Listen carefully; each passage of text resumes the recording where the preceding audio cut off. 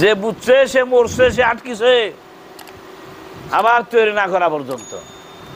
আমরা ধর্মটা বুঝতে পেরেছি, ধর্ম দর্শনটা বুঝতে পেরেছি। ধর্ম আগে বুঝছি হিন্দু, মুসলিম, বৌদ্ধ, খ্রিস্টান, আসলে ধর্ম না। ধর্ম বুঝলাম সদরুদ্দিন বাবার কাছে যায়, কি বুঝলাম? বিষয় বাসনা, লোভ লালসা, আশা আকাঙ্ক্ষা, চাওয়া পাওয়া, যৌন তাড়না, প্রেম ঘৃণা, শত্রুতা, যা মানুষের মস্তিষ্কের মধ্যে থাকে ওইটা মানুষের সৃষ্টির মধ্যে ধরে রাখে, ওরে মুক্তি দেয় না। এগুলোর আইডেন্টিফাই করে আমি এগুলোর মধ্যে মোহ নিয়ে থাকবো না,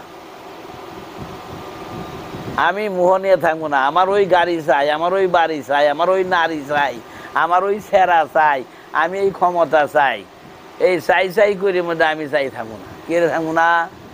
ওই চাই মানেই আমি সৃষ্টির মধ্যে আটকা।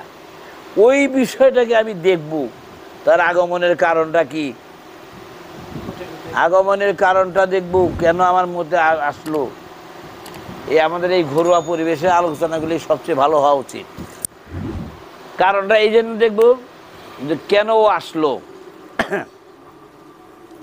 ও কেন আসলো, আমার মস্তিষ্কের মধ্যে কারণটা যে আসলো, আসার কারণটা আমি দেখব। আমি একটা উদাহরণ দিয়েছিলাম ওই যে নসিমন দিয়ে।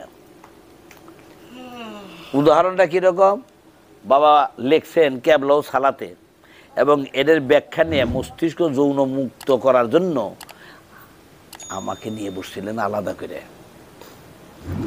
আমার সৌভাগ্য, চরম চরম সৌভাগ্য। কিভাবে যে তার তার আমি বিশ্বাস করেন, আমি আমি আমি শুরু মানুষ, এত শুরু মানুষ, তারপরেও তিনি কেন আমাকে এইভাবে বলেছিলেন আমি জানি না। একজন মানুষের যৌনমোহ মস্তিষ্ক থেকে নিচ্ছিন্ন না করা পর্যন্ত সত্যিকারের খাঁটি মুমিন হওয়ার যোগ্যতা থাকে না।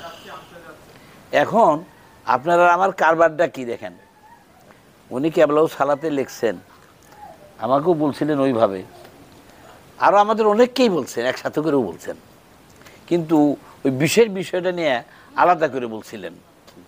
উনি যখন বললেন যে লিখছেন কেবলাও সালাতে, মনে করেন আমরা রাস্তা দিয়ে হেঁটে যাচ্ছেন, কেবলা সালাতে দেখবেন আপনি রাস্তা দিয়ে হেঁটে যাচ্ছেন,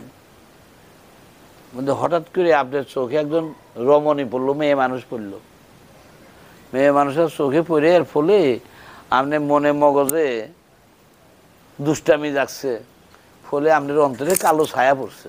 এত নামে কিছু চিন্তাই আসেন না, ওই দুষ্টামির কোনো ভাব নেই আসেন না, ওই মায়াটা দেখে ও অকাম করার বাসনা রাখছে। দেখেন কাণ্ডটা, তখনই সালাতে দাঁড়াবেন, দেখছেন কাহিনী, তখনই রসই দেওয়া লেখনীর মধ্যে, তখনই সালাতে দাঁড়াবেন। যতক্ষণ পর্যন্ত এই কালো ছায়াত বিদূরিত না হয়েছে ততক্ষণ সালাত থেকে সরবেন না। দেখছেন কাহিনীতে? হ্যাঁ, হ্যাঁ, আমি তখনই যে সালাতে দাঁড়াবো, হ্যাঁ, এটা কি ধরনের, এইটা সালাত। আমি ওনাকে নিষ্প্রয়োজন প্রমাণ করব, আমি তাকে মনে করব এটা আমার বোনের মতো, এটা আমার মায়ের মতো, এমন হইলে এই না, মনের এত বুঝদেই মন কিছুই মানে না। যখন না মানে তখন সূক্ষ্ম ব্যাখ্যা তো ওটা লেখেন নাই ওখানে বলা।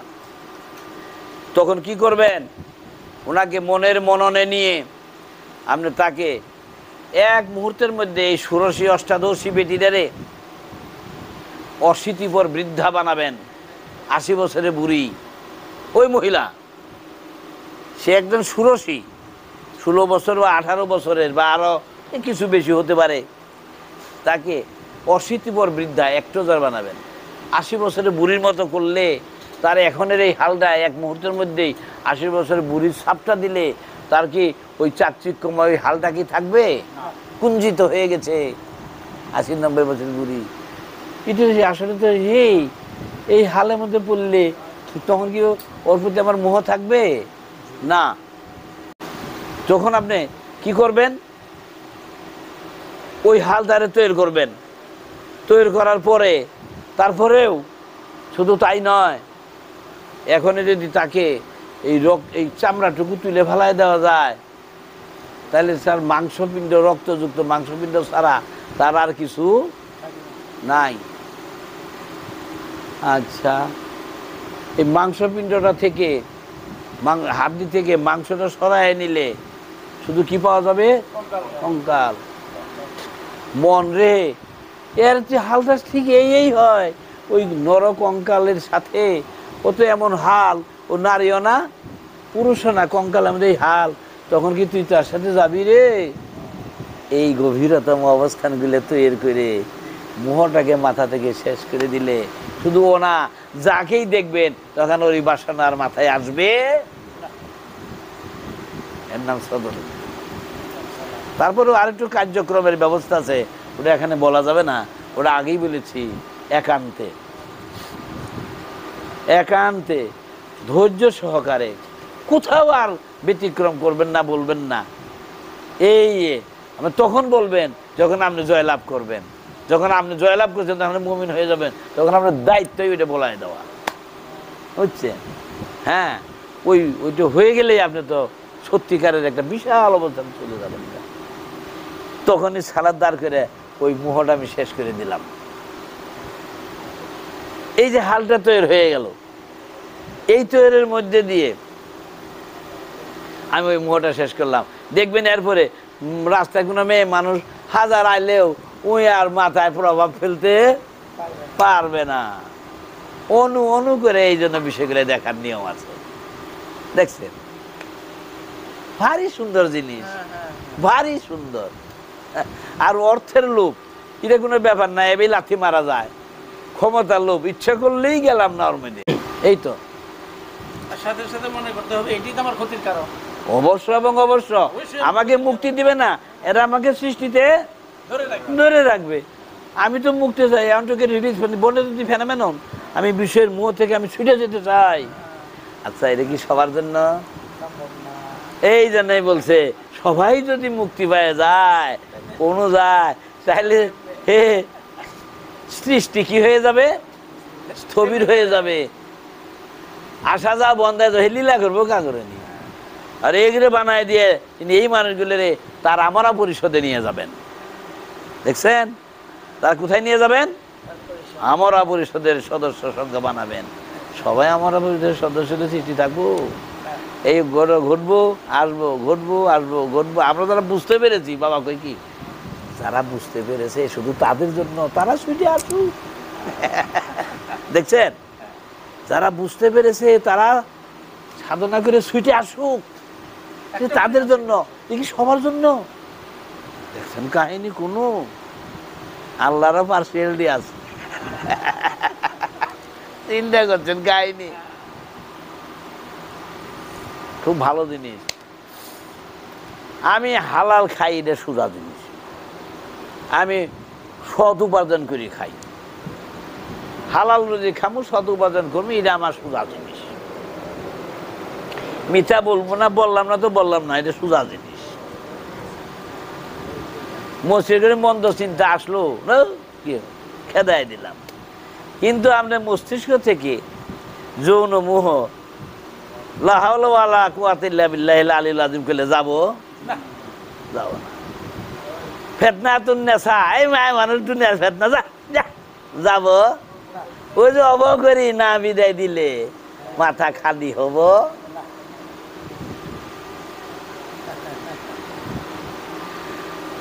একটা আছে, ওইটুকু উনি আমাকে খুবই চুপিসারে বলেছেন, খুবই চুপিসারে। ওটা একান্ত হবে, আমাদের লোকদেরকে বলেছি, অনেককেই যারা হজম করতে পারছে পারবে তাদেরকে বলেছি, প্র্যাকটিসও তারা করছে অনেকেই। এটা আলাদা, আমি আপনারা আমি জানাই দেবো, দেখব। এটা কিছু না, কিছু না, শুধু মনের মননটুকু। না না না, আপনি কথা তুলেই ঠিক করছেন।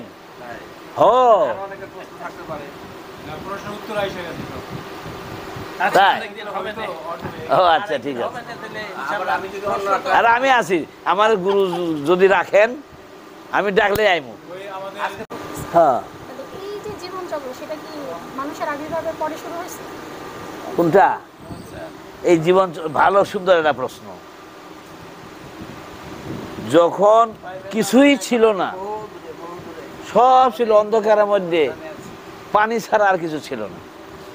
এই পানি যখন আসলো, পানির মাধ্যমে ঢেউ বাতাস, ঢেউ তৈরি হতে হতে ফেনা তৈরি হয়েছিল। এই ফেনার মাধ্যম দিয়ে কিনারায় এসে বিভিন্ন গাছপালা জন্ম নিয়েছিল। এই গাছপালা নেওয়ার মাধ্যম দিয়ে বিভিন্ন পশুকুল তৈরি হয়ে আসলো। প্রথম কি আসলো? পশুকুল। এই পশুকুলের মাধ্যম দিয়ে যখন এরা বিবর্তনের ধারায় শিক্ষিত মানবে, ফ্লোরিশিং সিভিলাইজেশনের মাধ্যমে যখন এরা মানুষ হয়ে আসলো, আদম কিন্তু প্রথম মানুষ না, প্রথম মানুষ না। মনু মানে প্রথম মানব, ধর্মে, হিন্দু শাস্ত্রে মনু। এখন ও যে প্রথম মানুষ, ও প্রথম মানুষ না। আকৃতিগত আমার মতো আপনার মতো এরকম মানুষ না। অনেক মানুষ তৈরি হয়ে গেছে তখন, বিভিন্ন প্রাণী বিবর্তনের ধারায় মানুষ তৈরি হয়ে গেছে। তখন তারা সভ্যতা বলে কিছু বুঝে না, জ্ঞান গরিমা বুঝে না, কাপড় চোপড় পরে না, এরকম বহু আমরা কিন্তু এই জিওগ্রাফিক্যাল ইয়েতে এগুলো আমরা দেখতে পাই। ওই হালটা ছিল, তখনও মানুষ ছিল, কিন্তু আদম হতে পারে নাই। আদম হলো শুদ্ধবৃত্ত মানুষ। এই যে শুদ্ধবৃত্ত মানুষই কেবল মুক্তি নিয়ে আসবে। আর তা নাহলে যারা এইভাবে তৈরি হয়ে আইছে, এরা অটোমেটিক্যালি বিবর্তনের ধারার মধ্যে পড়ে গেছে। আর আমরা যারা বুঝতে পেরেছি আমরা যেন আর বিবর্তনের মধ্যে না যাই, তাই আমাদের এই সাধনাটা। আর যদি আমরা যাই, তাহলে আমরা ওদের মধ্যে আবার যাব। আবার যদি আমরা সাবধান থাকি, বিবর্তন থেকে রক্ষা পাবো। কাজেই বিবর্তনটা এখন থেকে না, আগে থেকেই, সৃষ্টির প্রলম্ব থেকে, একদম from the very beginning of creation, ওখান থেকেই। মানুষ তো আর সহজে ভুই ফেরে তো আর হয় নাই, বিবর্তনের ধারাতেই মানুষ হয়ে আসছে। আবার এই বিবর্তনের ধারাতে আবার সে প্রত্যাবর্তন করতেই থাকবে। যখন তার ভিতরে মস্তিষ্কের মধ্যে জ্ঞানের উদয় হয়ে গেছে, যখন লাভ হয়ে যেতে হবে এই হাল বুঝতে পেরেছে, তখন তার জন্য এই চিন্তা। ডারউইনের যে থিওরিটা আছে না, এই বিবর্তনের বাদের ধারাটা কিন্তু 16 আনা ঠিক। হ্যাঁ, আমরা চিন্তা করব আমরা যেন আর বিবর্তনের সেই সার্কেলের মধ্যে ধরা না। We don't like to be caught in the circle of birth and death.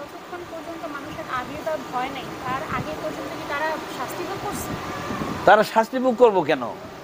মানুষ তো ভোগ করতে করতেই আসছে, বিবর্তনের মধ্যে দিয়েই তৈরি হতে হতেই আসছে। এই মানুষ নামক প্রাণীরা যখন আসলো, তখন তাদের ভিতরে যখন সভ্যতা আসলো, সভ্যতার বয়স কত? 350 বছর, এই 3500 বছর। এই 3500 বছরের মধ্যে মানুষের সভ্যতা আসলো। 5000 বছরের মধ্যে মানুষের ভিতরে চিন্তা চেতনা, বুদ্ধিমত্তা আসলো। এর আগে কি মানুষ ছিল না? তারা অজান্তেই বিবর্তনের মধ্যে ঘুরপাক খাইছে। এখন আমরা যারা মহাপুরুষের আগমন যখন থেকে ঘটছে,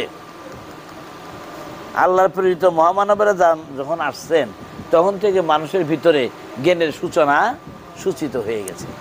তারা এটা যখন ধরায় দিয়েছে, তখন থেকে তারা বিবর্তন থেকে রক্ষা পাওয়ার জন্য প্রেসক্রিপশন দিচ্ছে। আর যারা এই প্রেসক্রিপশন না মারে, তারা আগের সঙ্গে চলে যাবে। এবার এটা হবে, এবার ওটা হবে, একবার এই প্রাণী হবে, আবার ওই প্রাণী হবে, আবার ওই প্রাণী হবে, আর ওই প্রাণী হবে। মানব জন্ম হারাবে, আবার মানবেও হয়তো বা থাকবে। হ্যাঁ, অবশ্য এবং অবশ্য লা মুকামের বাসিন্দা হবে, অর্থাৎ মুকামে মাহমুদা, আল্লাহর প্রিয় বান্দাদের সাথে আপনি অবস্থান নেবেন, আমরা পরিষদের সদস্য হবেন। আমরা পরিষদের যখন আপনি তাই হয়ে যাবেন, এর নাম হলো সিদরাতুল মুনতাহা। এটা সূরা বাকারার 142-43 নম্বর বাক্যে আছে এইভাবে। যখন একজন মানুষ মরার আগেই মরার ভাব করে, স্বভাব অর্জন করেছে, মরার আগে কার স্বভাব? মরার স্বভাব নিয়ে ফেলেছে। ওই যে রাম স্বভাব অর্জন করছে, অল্পেই তুষ্ট, বাড়তি চাহিদা নেই, যা আছে তাতেই খুশি। আহারে, এই যে এরকম একটা হাল তৈরি হয়েছে। তাহলে লোকটা আসলেই মরার আগেই মরার স্বভাব তৈরি করছে। চাহিদা মানুষকে জন্মে নিয়ে আসে, মারে না, জন্মায়। আর চাহিদা সংকুচন করলে সে মানুষটা মরার স্বভাব অর্জন করে, সে আর জন্মে না। কথা বুঝছেন? যখন এই হালটা তৈরি হয়ে গেল, মরার আগে মরার অভ্যাস তৈরি করছে, তখন বাইসি থাকতেই ওকে আর একটা জীবন দেয়। ওর ভিতরে একটা জীবন দেওয়া হয়, ওই জীবনটার নাম হলো বাক্কা, চিরস্থায়িত্ব প্রাপ্ত। উই আর মরবো না, অর্থাৎ এই যেটাকে যাবো গা, এই যে গেল গা, এটাই তার শেষ যাওয়া, ওই আসা যাওয়ার মধ্যে আর পড়বো না। এটার নাম বাক্কা, চিরঞ্জীব। বাক্যাত্ম প্রাপ্তিত হইয়া মহামানবে যদি আপনি আসেন, মহামানব হয়ে আসবেন মানুষকে হেদায়েত দেওয়ার জন্য। আর যদি না আসেন, চির শান্তিতে আপনি বাস থাকবেন। সিস্টেমটা এই জায়গায় খুব সুন্দর সিস্টেম, দেখার মতো সিস্টেম, অনুধাবন করার মতো সিস্টেম।